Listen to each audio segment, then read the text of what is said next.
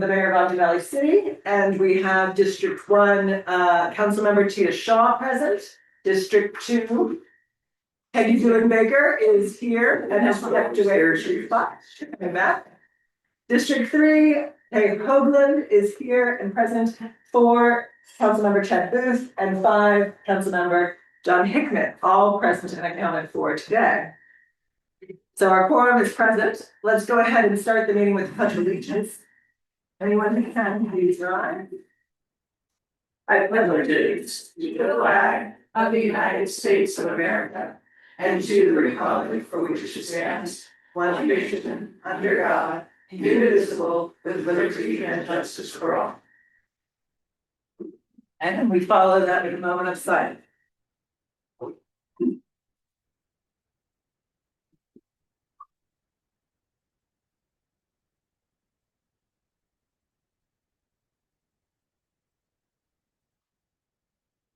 Thank you. I'm gonna ask, would you mind shutting that door? There's, otherwise all that, so thank you. Pickleball sharing happening. All right. So, first item on our agenda, is the consent agenda. This consists of items that are considered routine and can be approved with one motion unless the council member requests that an item be removed for special consideration.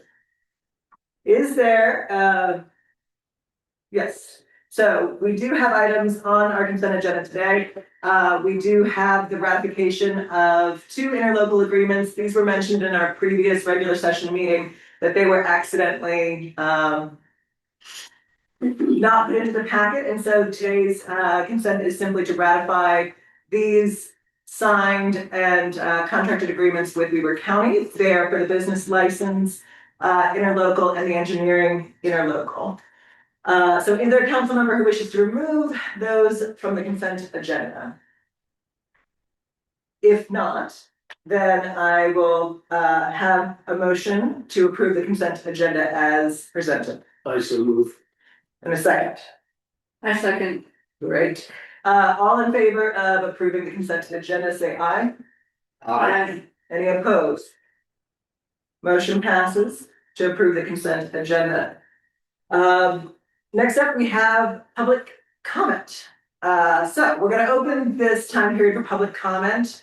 The rules for public comment are for people to step forward or raise your hand online.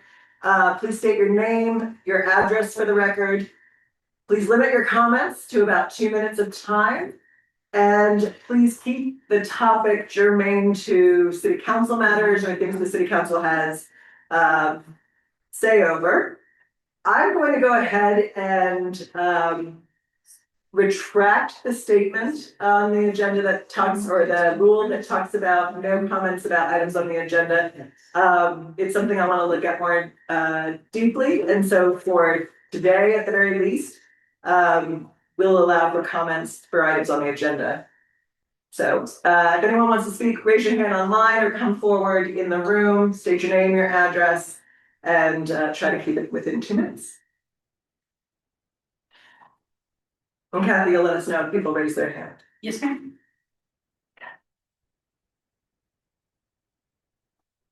Thanks, you. If you just come right in between those 2 chairs and right around.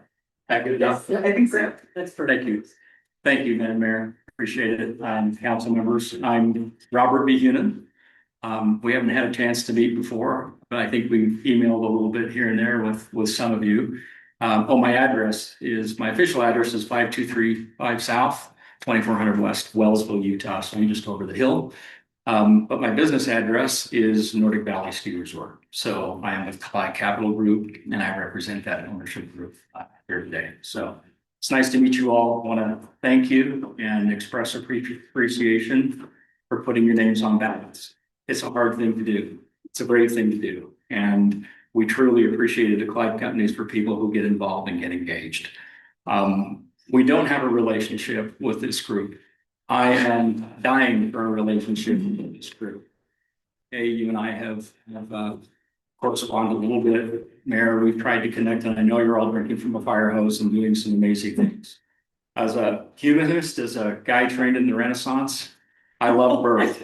Birth of a baby, birth of a star, and birth of new cities don't happen often. So what you're doing is incredible. Taking the first few steps are always difficult. We're here to help. We want that relationship with you. We look forward to building those relationships. As much as we are a transactional company and we have to be fiscally responsible and like companies, that's why we've been here 100 years in the state. We also know that we have to build those relationships first. And so I would encourage the council that as you get your feet under you and as you move forward, reach out to your community partners. We really do want to help you be the best city that you can be because we're part of it and we want to grow together. We want to do things together. So I will commit to put relationships first and transactions second. So good policy, good governance in reaching out to us and helping you look at policy, look at the things you want to do. We want to be involved. We want to have a seat at the table in that to help you do that. We think we have a little experience doing it in many different states, top to bottom. And Peggy, we appreciate the questions that you send us that you're asking about the development and keeping neighbors informed. It's really helpful. So keep doing that. So again, I know you've got some things on the agenda that are going to impact us. We always would love to have a little bit of advanced warning and helping you create those so that if you can do that, we would really, really appreciate it. Thank you. I know you're having an event at the end of the month. We can help you in that celebration. Please, we would love to. I would contribute personally. The company contributes to those sorts of things. I know we're all strapped for cash. Cities are hard. They run in the deficit for a while. So we can help you with that. We would be happy to do that as well. Anyway, thank you for your time and We hope you will attend. I will. It's on my calendar. I will be there. Yeah. Also. I have a point of clarification though, is you mentioned Mr. Behunin, we have spoken. He did kindly reach out before the election and I said, defer discussions till after that. We talked about his background in medieval studies and literature. That's correct. And we'll get together sometime and read some Latin together. Read some Latin. That'll be as exciting as a city council meeting. Right? Yeah. Anyway. Thank you very I much. have two nephews and serve in the Air Force. So nice to have that connectivity there too. So thank you again. Thanks. Nice to meet you. Anyone else from the room that wants to speak today on today's agenda or anything else your heart desires that is within the city's control? Put that on there. Anyone online, Kathy? No, yeah. Get a couple more seconds. And if there are no further comments to be made, then we'll close the public comment period. The next item is ordinance 2026-05, an amendment to the temporary land use ordinance or moratorium under Utah Code Section 109A504. This item, or I'm not gonna read that part about how much time is scheduled. What I am gonna do is ask that staff, and I believe our city attorney Corbin is online with us. He's participating virtually. Corbin, are you in? I have to allow everyone, so based on what happened previously this year. Oh, okay. So we're gonna take a second and allow him to turn in. And I will ask him to give a brief presentation on what we're doing here. Why we have a motion? So, can you hear me? Thank you. And I'm waiting for permission to get my video started, so I can just go verbally if you would like. I still don't have permission to start the video. We're still looking to see how to give you video access. If you think that it's best to move forward verbally, we can do that. Let's just move forward, and then we can, as they figure that out, I'll come on. So, council members, if you recall, Sorry, Corbin, you can now share your screen. there we are. Hello. Everyone. All right, so ordinance 2026-05, if you recall, council members, one of the first things that you did was pass a moratorium that restricted certain development applications. Since we did that, some of the citizens have reached out. They were concerned and wanted to make sure that there were a couple of things that we addressed. And so we went back and we're proposing an amendment. And so I want to read through specifically the language. And before I do that, just to explain some of the concerns and kind of the tricky nature of what we're doing here.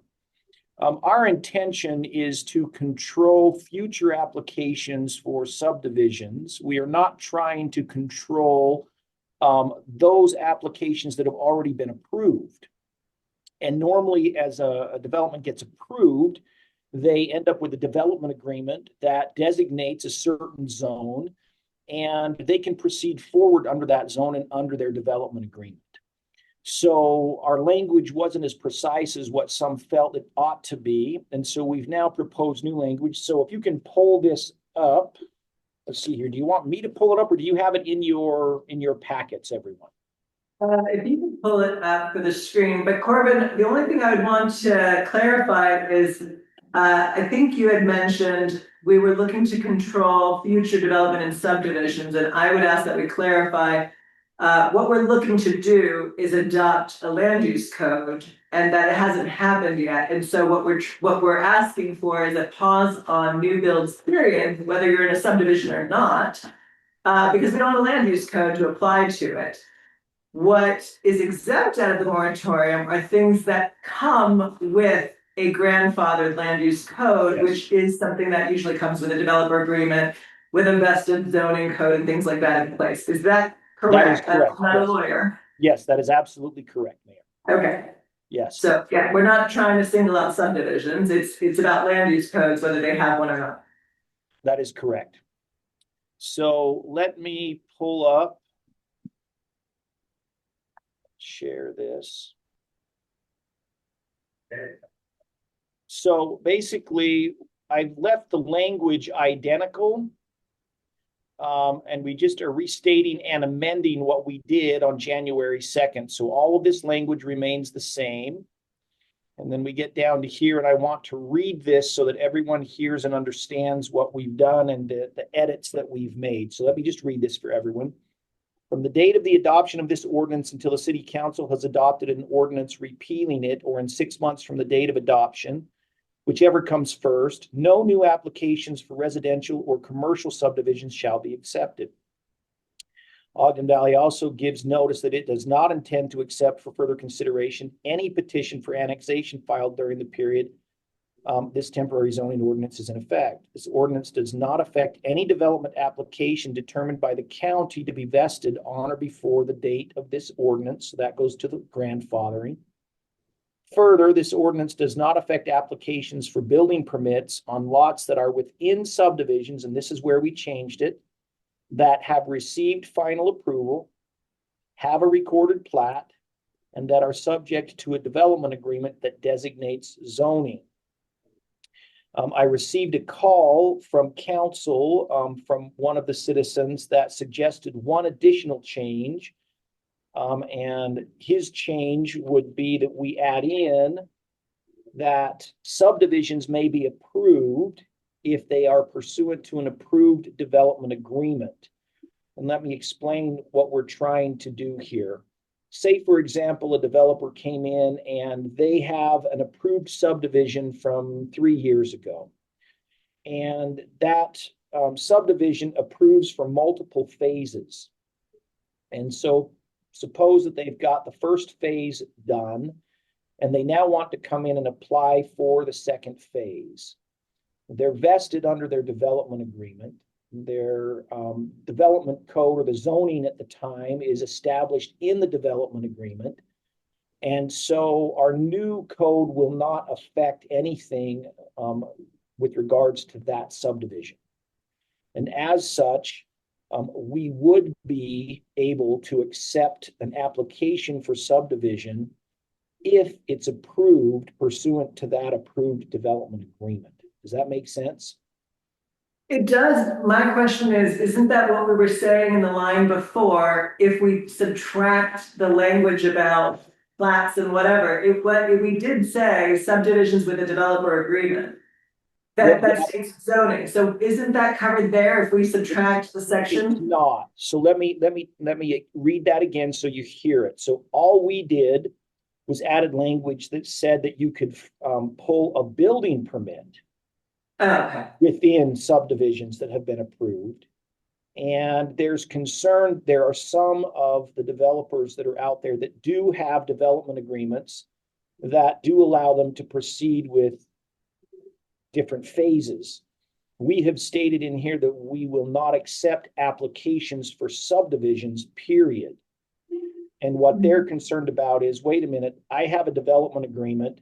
I have the right to proceed with a subdivision under my development agreement. Your new code isn't going to change that.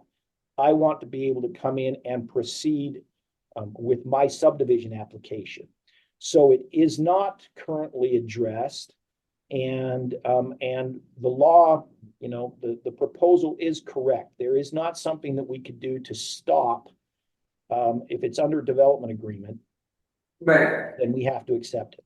So that would be, so basically what I would propose, and so let me finish reading the rest of this and I will come back and tell you where I would add this language in. So let's start on this moratorium. This moratorium does apply to building permits that would increase the size of the footprint of an existing building or home, or that proposes to add a new outbuilding to an existing lot, as these applications alter setbacks on the lot and will not be considered until the land use code is adopted. This moratorium also applies to conditional use permit applications. And that's all identical language to what we did before. So what I would propose is, there is a statement right up here in the first that says, no new applications for residential or commercial subdivisions shall be accepted unless the subdivision application is pursuant to an approved development agreement. so again, I'm trying to make sure the language isn't too exclusive. What about a homeowner who's not? Well, I guess if he had subdivided his land, we have some homeowners who receive developer agreements for their property. And I'm trying to make sure that because they have developer agreement that frees their zoning, they have a land use code attached in there, would they be cut out? But I think they have subdivided their land. No, they could come in. So if they have a development agreement that has been approved, that's a binding contract, they could submit an application for subdivision pursuant to their development agreement, and we would, by law, be required to consider it and proceed forward if it's in accordance with the terms of the development agreement. So that would not exclude them. So we're expressly allowing that to proceed with this language. Okay. Thank you. So again, Yes. on this first line, we would say, no new applications for residential or commercial subdivisions shall be accepted unless the subdivision application is pursuant to an approved development agreement. Okay. Questions? Yes. Is that any different than when our intent was not to stop anything that was vested? How does that? Yeah. It's just clarifying it. It's just clarifying it. This is a very kind of tricky scenario here, and there were very specific things we're trying to address. That's exactly what we're trying to do, which is say, look, we're not stopping anything that is vested. We really don't have the legal right to do that. But now we're just clarifying with language to make it clear so everybody understands it and there's no question. So what happened, Peggy, and for anyone that's listening, we all, and part of this happens when you get your blinders on and you know what you're trying to accomplish and you're just trying to accomplish it and do it correctly and do it right and do it quickly. We all knew what we wanted to say and we believed we had said it. And when outside individuals who weren't inside our conversations read it, they said, that's up for interpretation and that's not how I don't interpret it the way you interpret it. That leads to litigation because then it's up to a court to decide what the interpretation is. So we're trying to make sure the language is clear of what we're trying to do. The basis of the moratorium, as stated in the actual ordinance, is that we don't have a land use code or a general plan, so we need a brief moratorium so that we can get that in place. The difference comes in with people that have a developer agreement, where the stated land use code is in their developer agreement, they have one. The rest of the valley doesn't, but they do. And so the whole reason the moratorium does not apply to them, they have a land use code. We have a planning commission. We have the ability to process their applications and their things. We have building inspection set up if they need that, permitting, things like that. And they already have their land use code that we knew that our planning commission would be subject to those vested rules until or unless they come in and want to amend something or discuss something else. As long as they stay within the bounds of their developer agreement, they have their land use code already set. And so we're trying to make sure the language is clearly written in the ordinance and not up for interpretation. So that's what we're trying to amend to. Yes, Don. I have a question. Yes. Corbin, Yes, posit that I own a 3-acre lot that otherwise I could build my family home on. And I wish to apply to do so during this moratorium. May I or may I not, based on the words as written? And the reason I ask that question, and I'm not a lawyer and I'm not a developer, I read in the first sentence that it applies to new applications for residential or commercial subdivisions. So am I a subdivision, yes or no? And then later, it goes on to say it does apply to this moratorium does apply to building permits that would increase the size of a footprint of an existing home. I don't have one. I wish to build one. Or that proposes to add a new outbuilding. Is my request to build my house a new outbuilding? so Do you understand? what I I'm trying to understand myself your or not? question. Yep, I understand your question. Let me explain. So we're trying to deal with, so there's two types of lots currently within your city.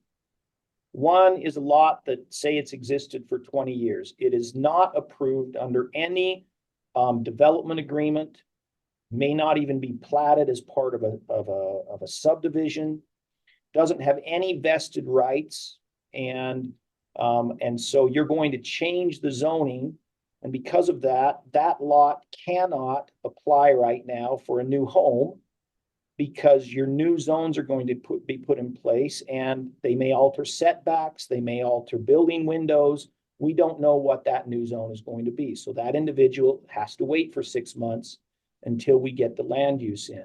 Now, there's a second May I kind of report? lot. That was our intent. Is that Yeah. what it says? That's what it says. And then there's a second kind of lot. And that's why this clarification comes in. So if you come down to the second paragraph here, it says, this ordinance does not affect applications for building permits on lots that are within subdivisions that have received final approval, have a recorded plat, and that are subject to a development agreement that designates the zoning. The reason those are excluded is because they were already approved, they are vested, and we cannot change anything on those lots. So if you have a vacant lot in one of these subdivisions, you're coming in and saying, my zone is whatever it was in the development agreement, then we can proceed and allow them to build because there's nothing we can do to change that. Your new land use code is not going to alter it. Corbin convinced me that I, who own a 3-acre lot, currently zoned AV3, and wish to get a permit to build my house on my lot, cannot do so by the words we have in here. Do you have, or is your lot within a subdivision? It is not. Well, is it? Approval? Are all lots in subdivisions by definition? No, they're not. Right, so I am not in a subdivision. Okay. You are not part potentially of a recorded plat. Or, so that's number 2. And then are you subject? This is the big one. Are you subject? Not in to a development subdivision. agreement? I'm out in District 5 where there's few subdivisions. Yep. So So you don't qualify because you're not a subdivision, you're not a recorded plat, and you do not have a development agreement that designates zoning. And that's really the big one. That's the big one, right? The development agreement is the one that really binds. And so if you don't have a development agreement that says this lot was approved under this zone and you can't change it forever hereafter, then you don't qualify and you cannot come in and build a new home until we get the land use code in place. May I maybe suggest some language that's getting to Dawn's point?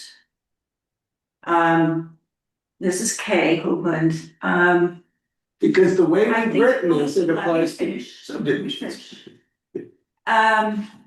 That the fifth line down, the fourth and fifth, says no new applications for residential or commercial subdivisions. That the key is. And let me finish.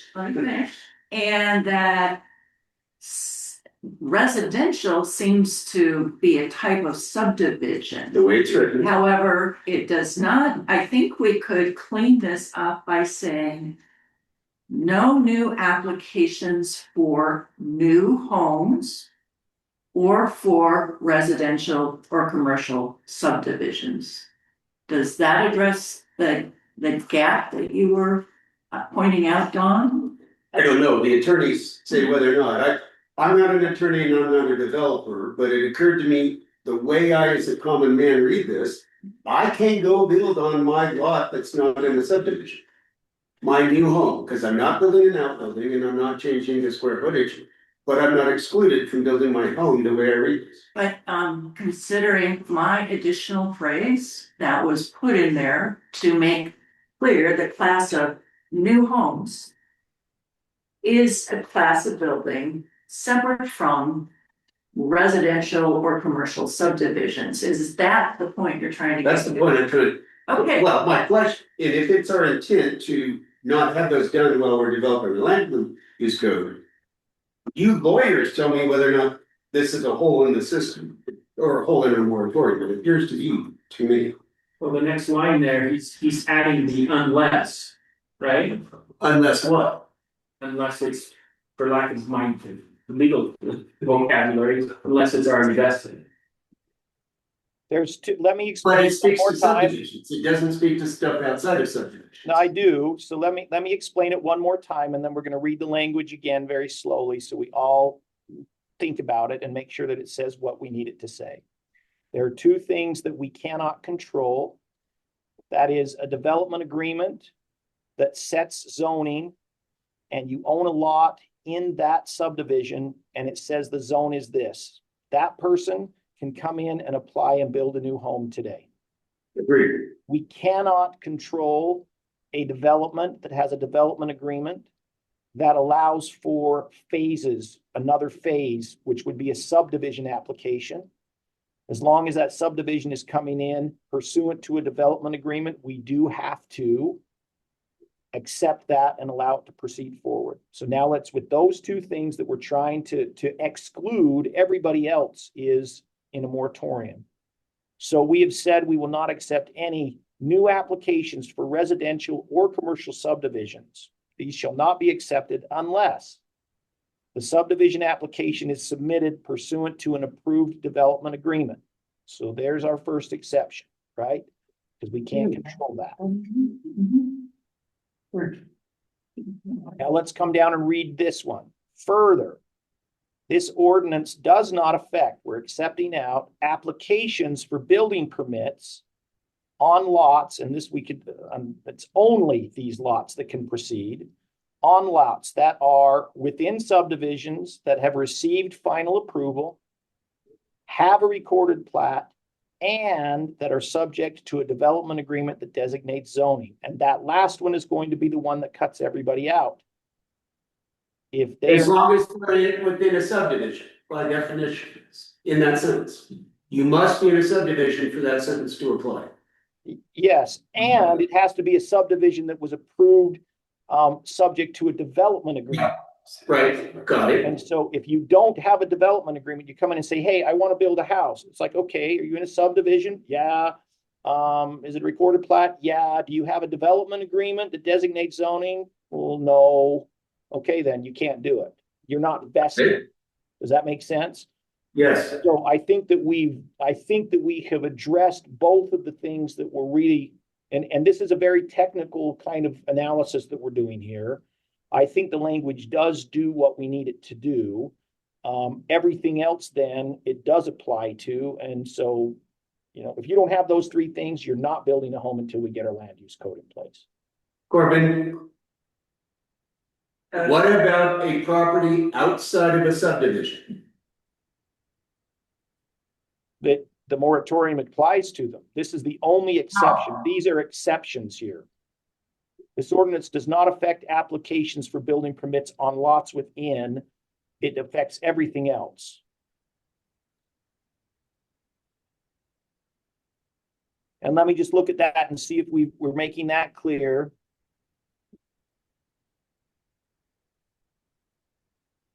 Maybe we could say this moratorium applies to all other building permits, including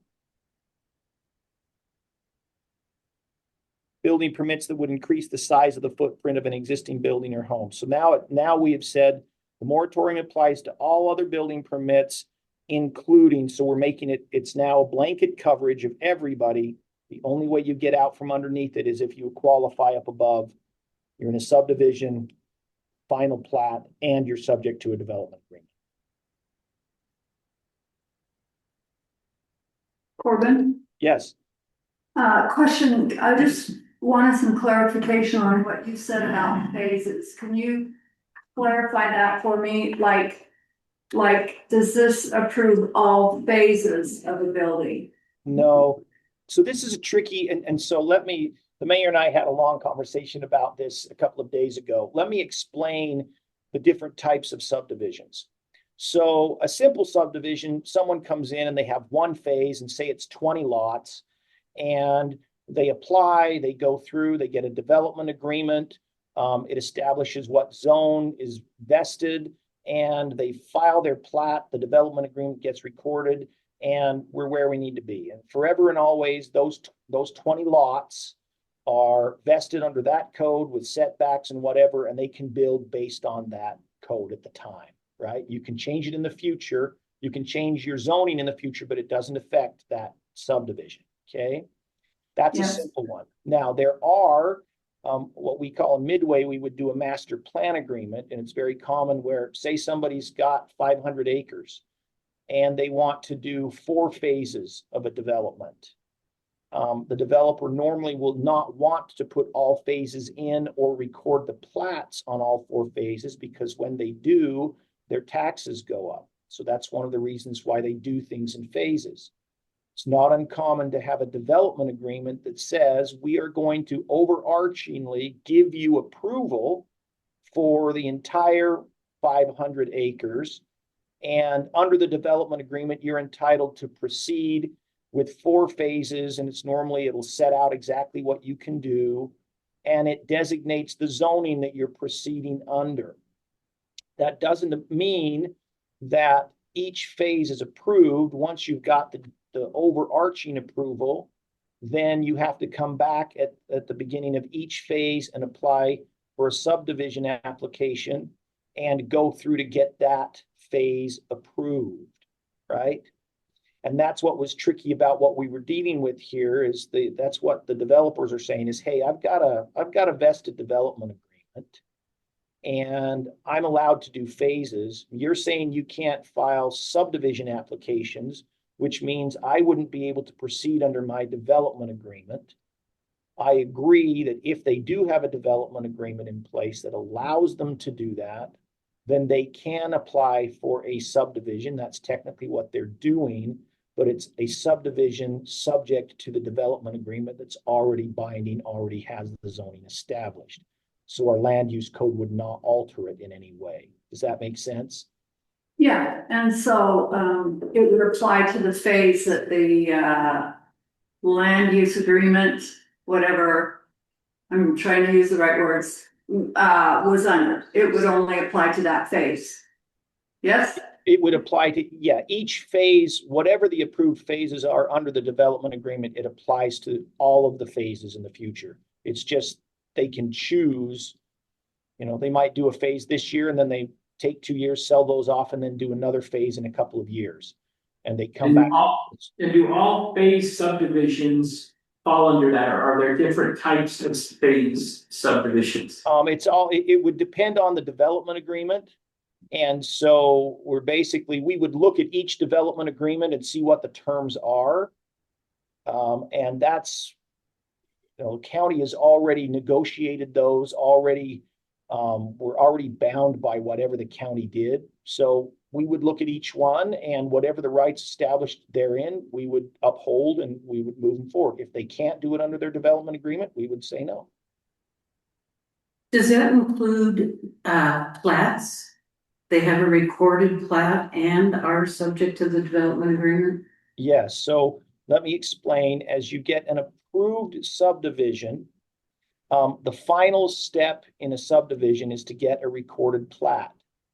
Prior to that, you have normally one piece of property that is one tax parcel. Oftentimes those are getting taxed at a greenbelt standard.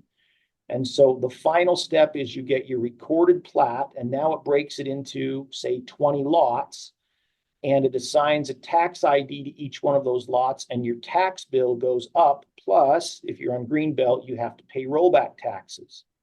So if you're a developer and you've got a large piece of property and it's going to take you, say, 10 years to sell everything off, you don't want to go and record a plat on all 4 phases up front because your taxes are going to go way up, and you want the opportunity to sell as you go. Does that make sense? And so it's not an uncommon thing as people come in and ask for that. It's just we call it a master plan agreement here in Wasatch County. I'll have to look and see what they do in your county, but that's the general idea. So if I understand that sentence, you have to have final approval for the phase, a recorded plat, and it's all under the development agreement. So if you have a development agreement but not final plats for phase 4 and 5, that would not be covered. It would apply to the approved phase, right? So again, if you are within phase 3 of a 5-phase subdivision, you own a vacant lot, you do have a subdivision that has final approval, you do have a recorded plat that establishes your lot, and you do have a development agreement that designates the zoning, you can pull a building permit and build your home. But not if you have a lot in 4, think you're gonna buy a lot in 4. Yeah, no, until it has final approval, a recorded plat, and is still subject to the development agreement, you can't pull anything. And you wouldn't be able to build without having it have a recorded plat either way. You don't have a lot yet until it's recorded. Okay, thanks. Yes, John. 2 questions, separate issues. One is on development and one is back to my people who are not building in a. Maybe you need to scare the audience. So let's go to the non-subdivision build. Corbin, you added the words, this moratorium applies to all other building permits. What does that mean? Any application for a building permit. So that includes putting in a water heater, renovating my kitchen? Unless, and keep reading. Well, unless, okay, including all other building permits, including building permits that would increase the size and footprint of the existing building or home, or that propose to add a new outbuilding to an existing lot or setbacks. But the way I read that is all means all, and I could not apply to renovate my kitchen. There was language, okay. There was, but he added this. Can I renovate my kitchen under this moratorium as written? Now, I'm not trying to do a gotcha on you, Corbin. No, I know, we're trying to get it right. And so This is why, this is the hard work of drafting law, and I have no problem with looking at it Because, closely, making sure. because where we were, you just proposed to add the words to all other building permits. We did not have that previously. And you put it in there to cover my question, I believe, to cover my question about Don has property outside of a subdivision. Can Don build his house on that subdivision? Well, it's not, so, yeah. I have property outside a subdivision. Can I build a house there? Outside of subdivision. Right. A lot. That was my original question. And I don't think we've satisfied that. And then back to the plat one. And I'll ask my question on that. Did we not receive a list from the county of developments that the county was gonna manage to completion, but some of them did not have recorded plats, and that they were gonna take those to record those plats? Yes. And if that's the case, does this put a moratorium on those? So this is where I just want to say, you know, I want to get back to simplicity. And I know we're writing a law and maybe simplicity doesn't work with the law, hence red tape and bureaucracy. But what we're trying to do, let's get back to our focus. What we're trying to do is the city does not have a land use code. And so we need to put a pause on any construction of any kind that would necessitate some sort of land use code for that to happen. We do have properties, whether they're in subdivisions or not, or wherever they are, that have a developer agreement signed previous to the city going live. And that developer agreement does in fact have a land use code. So the intent that we're trying to get to is we need a temporary hold on any construction that is subject to a missing land use code and allows the continuation for those that do have a land use code.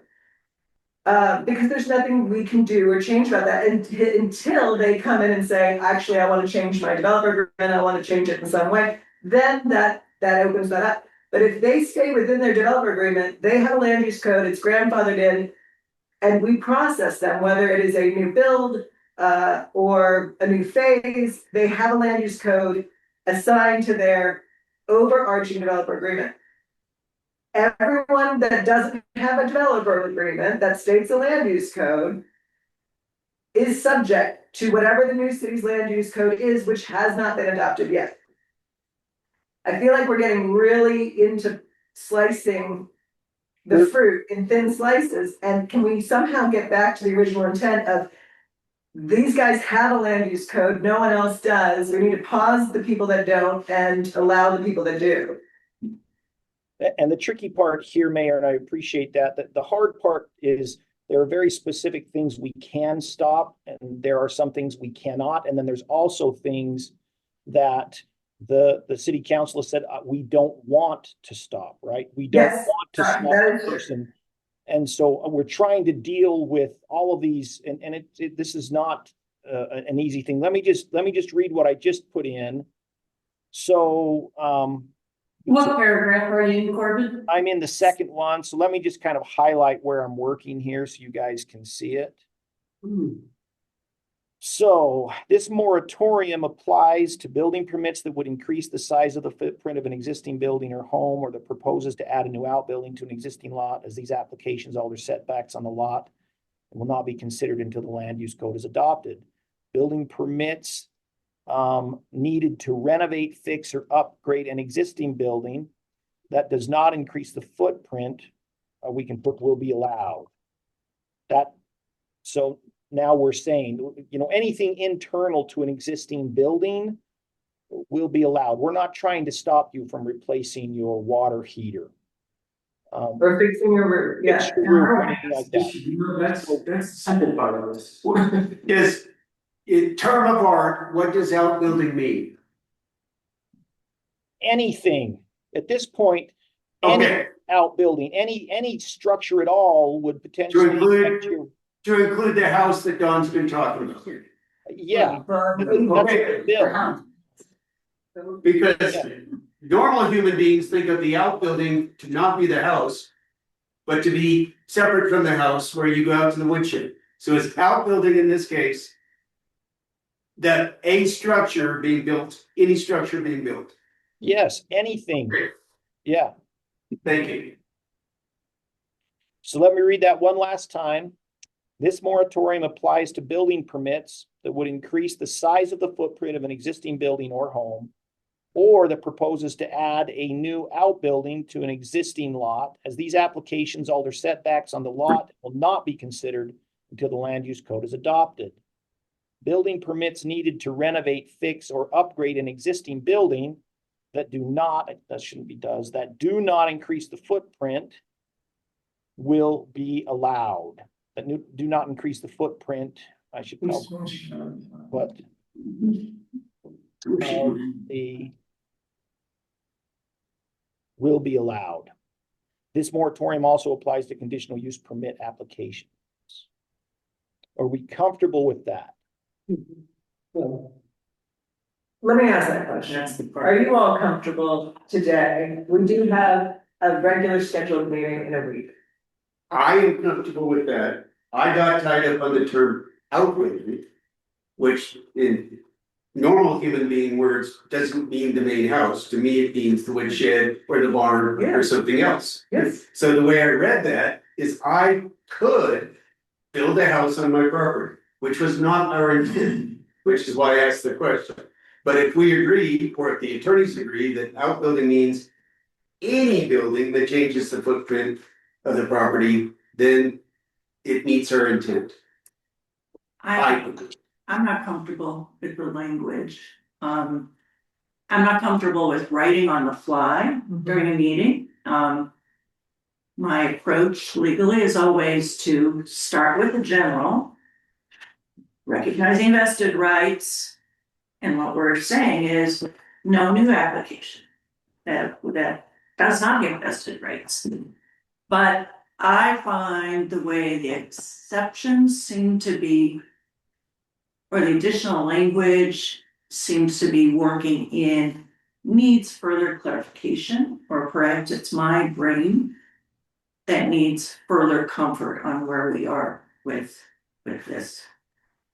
Because to your point, outbuilding does not strike the common reader as a home. And I think that needs to be a little bit more simply stated up front, or else we will continue to get lots of questions from the public about, oh, listen to this.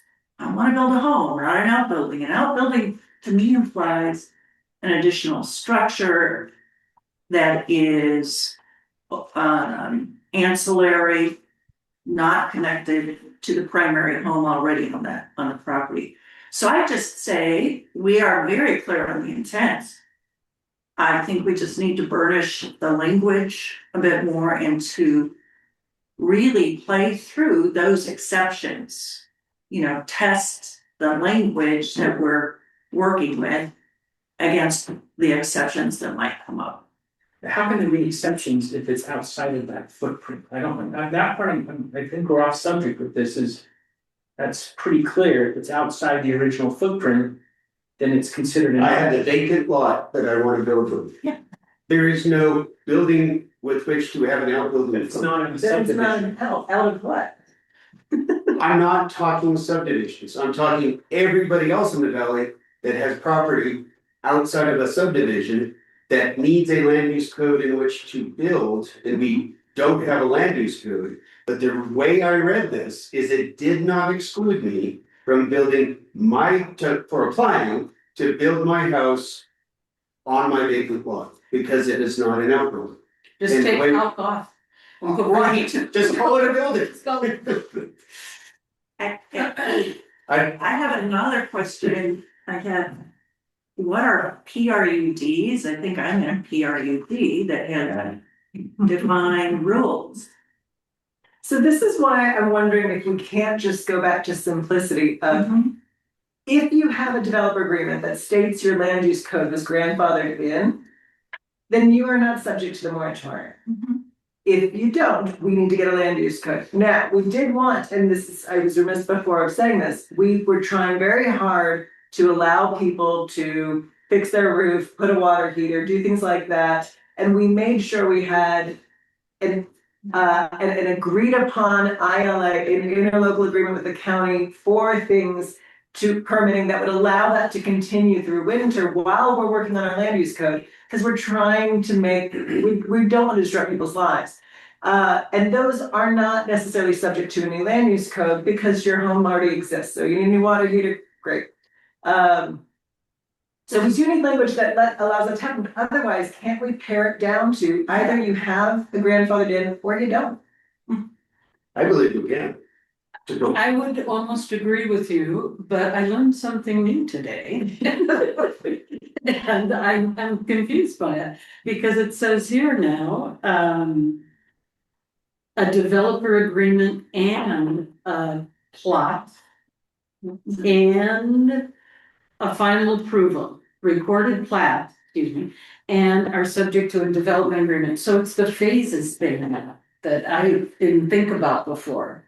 They do have the zoning, they do have, you know, the development agreement, but where did, you know, are they what if they come up, what if somebody wants to do phase 4? That's not approved down that.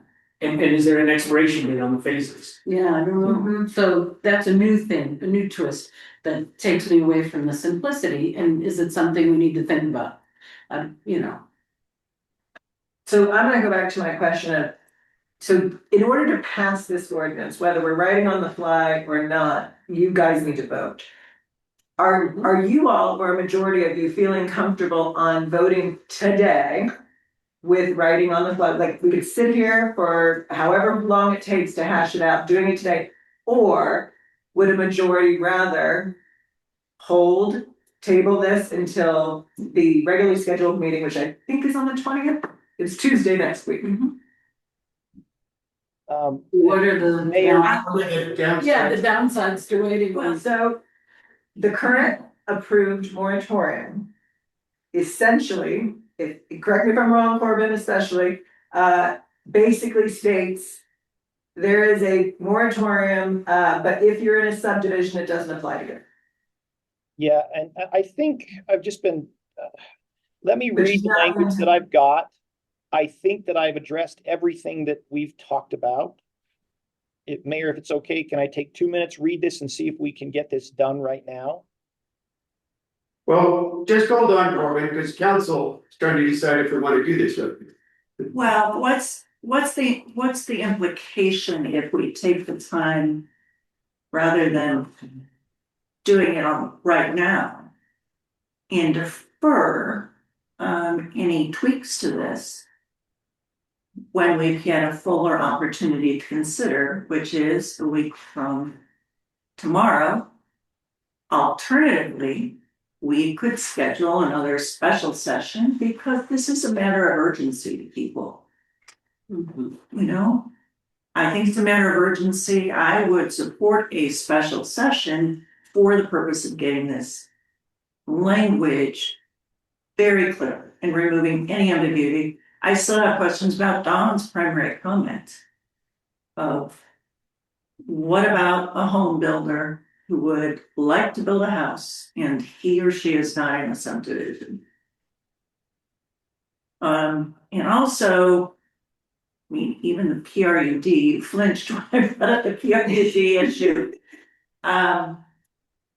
You know, in terms of my development, I'm thinking, well, there are homes that already have those requirements set in. Can I ask a question? I'm just sitting here thinking, when we built our home, and that was a long time ago, we had to do a subdivision. It was single home on single lot, but we had to have it surveyed and a subdivision was recorded. Is that still the case? I do not know. Most subdivisions in the last probably 10 years, all subdivision applications result in a recorded plat. So you would probably end up with a recorded plat. You probably do not have a development agreement. Unless you have a conforming lot record.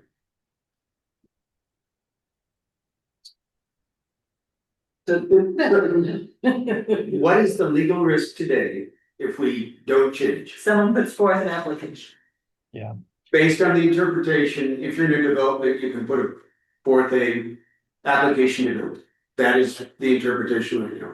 Right, because we have the, Not an attorney, but that's my understanding of our legal liability. Corbin, is that where we sit today? Yes, someone could come in, if there's language that is confusing, they would make the application, we would interpret what we already have in place and tell them yay or nay, and we go from there. If they don't like it, then they could potentially appeal that to the city council, and then over to the district court.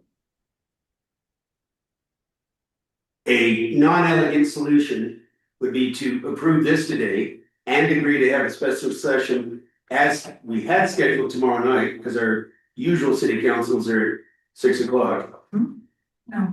We don't have anything tonight. What's today? Today's Monday. Monday. City councils are, twice a month. That's where. You're right, First I'm and off. third. All right, but we could create a special one and then get the language we want, just to reduce our risk. Plug the immediate gap. And then agree to come back for another refinement of the language. A third amendment. We're meeting, A third amendment to the. we're meeting But It's Wednesday. time to think You know, about it, this read is it. so You know, significant Yes. that it I would needs like to have time review. to think. We're meeting on Wednesday in a working session on water, and we could follow that immediately with this one again and try to be done with it. Correct. We can pass this to close that gap, but this says no building permits at all, but that at least can close the gap and then fix it on Wednesday. Right.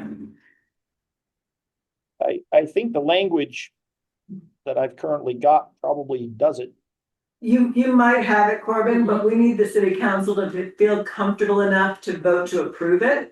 And if they don't, whether you have it perfectly written or not, if they're not comfortable enough to approve it, it doesn't matter. So we need them maybe to have it in their hands where they can hold it and read it and. That's not what I heard though. I heard Don say approve it today and then have a special session. The reason to approve it today, My apologies. the reason Yeah. to approve it is to close the loophole. Right, so that was a little different. Sorry, my apologies, I missed that.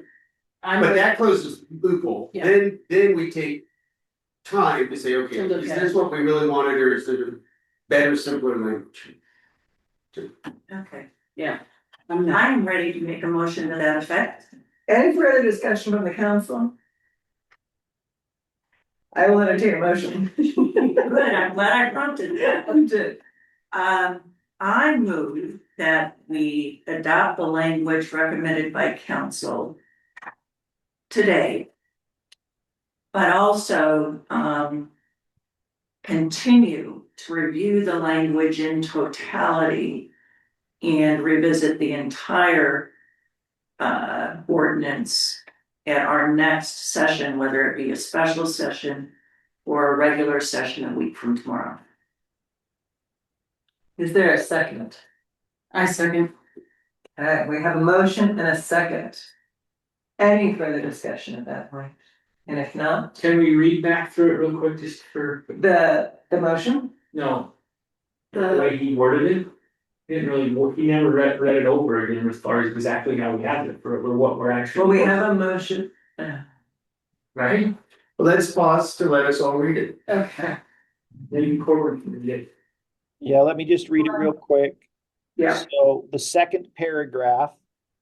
No building permits for new homes will be issued unless the building permit is for a new home on a lot that is within a subdivision that has received final approval, has a recorded plat, and that is subject to a development agreement that designates zoning.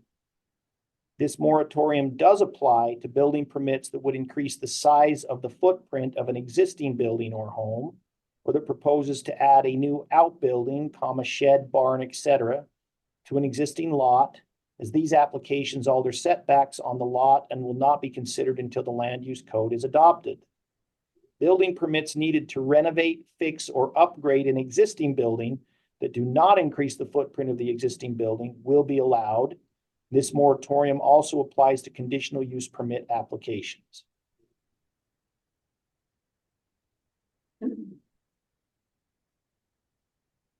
So the motion on the table is to adopt the language as written today And uh, subject to bringing it back at the next public meeting.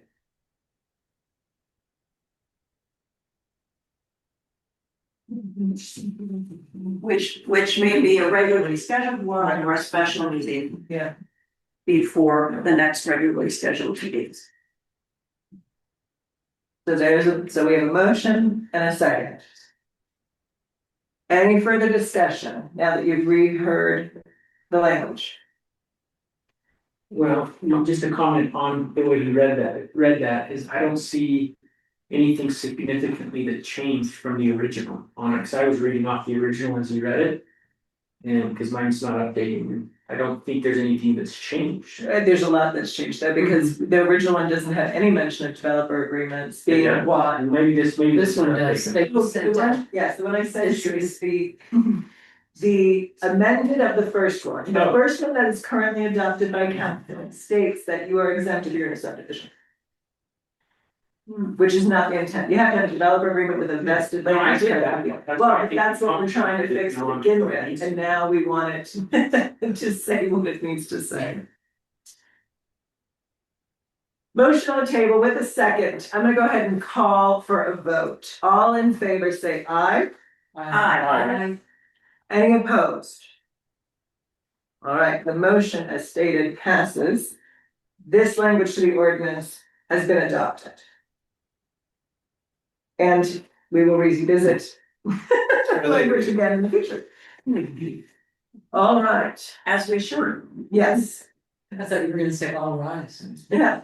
The next item is, okay, and this is why we call it special meeting. The next item is resolution 2026-08, authorizing the issuance of tax and revenue anticipation notes, series 2026A. This item is scheduled for, so that about 10 minutes of time. I'm glad I didn't say that before because it really would hurt. All right. So, staff, Corp, would you like to present what this resolution is? Yes, absolutely. Let me just share here real quick. So we were contacted by Zions Bank and they needed several things passed so that they can issue their bonds. The first one was taken care of. Why is that not pulling up? Where am I here? The first one was approved prior to incorporation. So the first resolution, 2026-08, is ratifying your approval of Revenue Anticipation Notes Series 2026A. And it has attached to it basically the contract and the terms of what those revenue anticipation notes look like. 2026-09 is actually passing because you did not take that action before Series 2026B, and that also has the terms of the revenue anticipation notes attached to that. So 2026-08 is ratifying, 2026-09 is approving the issuance. That's the only difference. They're basically identical other than that. And they're basically just adopting the terms that Zions Bank sent over in order to issue the notes. Okay, thank you. So, I think we got a little bit sideways. We did what we needed to do in order to get the TAN. We just were remiss to actually adopting the TAN itself. So, And I'm just getting this, I didn't get a chance to find that page. Did the interest rate come out like I think it was an estimate, 4%? It's an estimate. It's an estimate. It's an estimate on here too, 4.5? so Or is that the actual the interest rate on the TAN? It hasn't been issued, the TAN has not been. Oh, okay. we have This allows So this allows allows us to go get it, so we'll have the final interest rate when she does. We were told, my recollection is we were told it'll be somewhere around 4.5%. So does everyone understand what this resolution is? Is there any discussion needed to be had on it? Okay, so I will ask for a motion to either approve, deny, or table, adopting this resolution. I move that we adopt resolution 2026-8, authorizing the issuance of tax review anticipation note. Is there a second? I'll second. We have a motion and a second. Any further discussion? All in favor say aye. Aye. Any opposed? The motion passes and the resolution will be adopted. So very similarly, the next item is resolution 2026-09, authorizing the issuance of tax and revenue anticipation notes, series 2026B. We had Corbin already explain that resolution when he was explaining the A series. So with that, is there any discussion that the council would like to have regarding resolution 2026-09, series 2026B? Yes, I'm so sorry not Yes. being able to read it ahead of time. Can you explain again the difference between the A and B?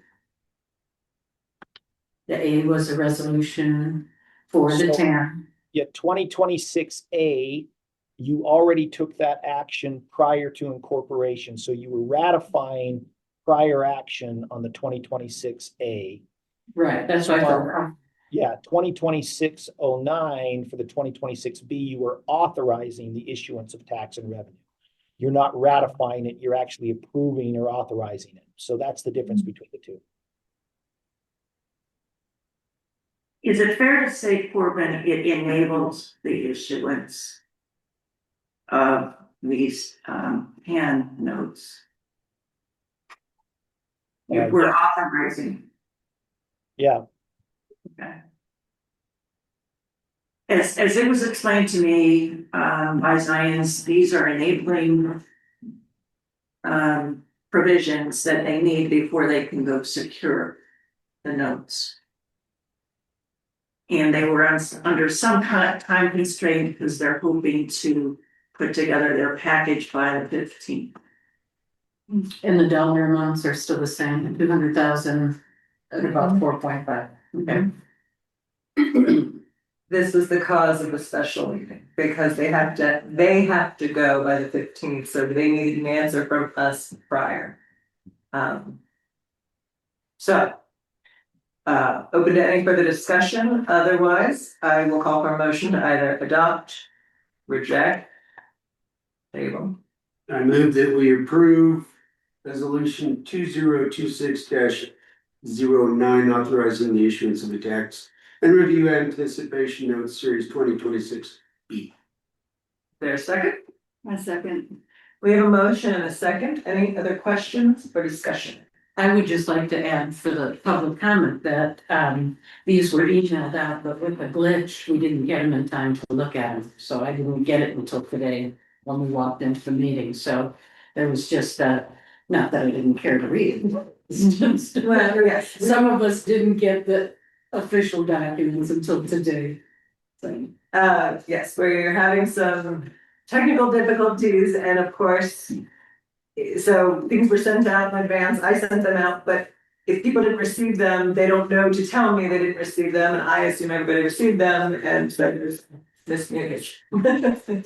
So, but these are things we've known Right. needed to adopt. They technically would have been in the regular meeting. We got a little caught up and blinded by the needing to adopt new taxes. And we were remiss in actually doing the resolutions, which with the taxes were for the loans themselves. And so, so we have a motion and a second on the table. All in favor say aye. Aye. Any opposed? The motion passes to adopt resolution 2026-09. All right, I do not have anything on the agenda for a closed meeting. It is up for if there's anyone from council that would like to address something that needs to be in a closed meeting, you have the ability to say so. Otherwise, I will entertain a motion to adjourn. I move we adjourn. Any second? Second. All in favor say aye. Aye. Aye. All right, the meeting is adjourned.